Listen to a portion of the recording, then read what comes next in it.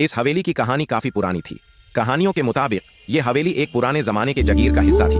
जिस जमाने में ये हवेली बनी थी वहाँ के राजा और रानी काफी अमीर और समृद्ध थे। लेकिन एक दिन कुछ ऐसा हुआ जिससे पूरी रियासत ही तबाह हो गई थी। राजा और रानी की मौत एक पुरानी कहानी का हिस्सा बन गई थी। कहानी के मुताबिक रानी को एक जादू का प्रभाव लगा था जो उसकी मौत का कारण बना। रानी का छुपा हुआ गुस्सा और श्राप अब तक इस हवेली में बसती थी। गांव के लोग कहते थे कि इस हवेली में एक ऐसा भूत है जो किसी भी वक्त किसी को भी देख सकता है। ये भूत किसी इंसान की रूह नहीं थी बल्कि एक जादुई रूह थी जो किसी पुराने समय से वहां जीने के लिए आई थी। ये भूत अपने आसपास का माहौल अपने जादू से बदल देता था। कभी कभी रात को ऐसे लगता था कि कोई भटकती रूह हवेली के अंदर घूम रही हो और कभी कभी कुछ लोगों को लगता कि किसी ने उनके सामने से काम किया हो। एक दिन गांव में एक युवा लड़का अरुण आया। अरुण एक बहुत ही क्यूरियस और साहसी लड़का था। उसे पुरानी कहानियों और रहस्यों में दिलचस्पी थी। उसने सुन रखा था कि गांव के पुराने हवेली में कोई जादुई भूत रहता है और उसने ठान लिया कि वो इस भूत को ढूंढकर उसका रहस्य जानेगा। अरुण ने अपने दोस्त रवि को अपने साथ लेने के लिए कहा। रवि थोड़ा डरपोक था लेकिन अरुण की बात को समझकर वो भी उस हवेली के राज को समझना चाहता था। रात का समय था और हवेली की तरफ जाने का वक्त आ गया था। गांव के लोग उन्हें रोक रहे थे पर अरुण ने उनकी बात नहीं सुनी और रावि के साथ हवेली की तरफ चल दिया। हवेली के आसपास अंधेरा छाया हुआ था। अरुण और रावि ने अपने टॉर्च की रोशनी में हवेली की पुरानी दीवारों को देखा।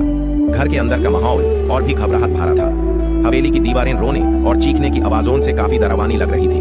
अरुण ने अपने हिम्मत को जमा करते हुए हवेली के अंदर कदम रखा। रवि थोड़ा डर गया था लेकिन अरुण का साथ देना उसके लिए जरूरी था। जब दोनों अंदर गए तो उन्होंने देखा कि एक पुरानी तकिया और गड्ढा रखा हुआ था।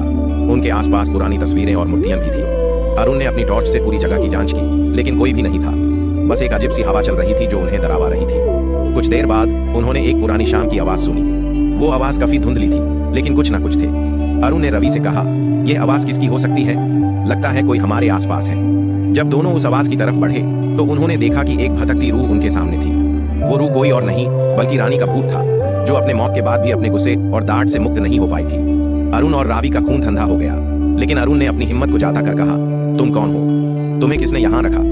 रानी की रूह ने जवाब दिया, मैं एक शादी के बदलाव में मारा गई थी।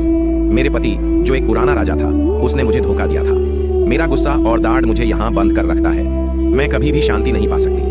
अरुण ने उस रूह को देखा और सोचा, अगर ये भूत अपने गुस्से और श्राप से मुक्त हो जाए तो शायद यहाँ का माहौल भी बदल सकता है। अरुण ने अपने दिमाग में एक योजना बनाई। उसने रानी की रूह से कहा, अगर तुम अपना गुस्सा और दाढ़ छोड़ दोगी तो तुम्हें शांति मिल सकती है। रानी की रूह ने कुछ देर सोचने के बाद कहा, मुझे शांति चाहिए पर क्या तुम मुझे मदद करोगे? अरुण ने रानी की रूह की बात सुनकर अपना एक जादुई मंत्र दिया। यह मंत्र था जो रानी के गुस्से को शांति में बदल सकता था।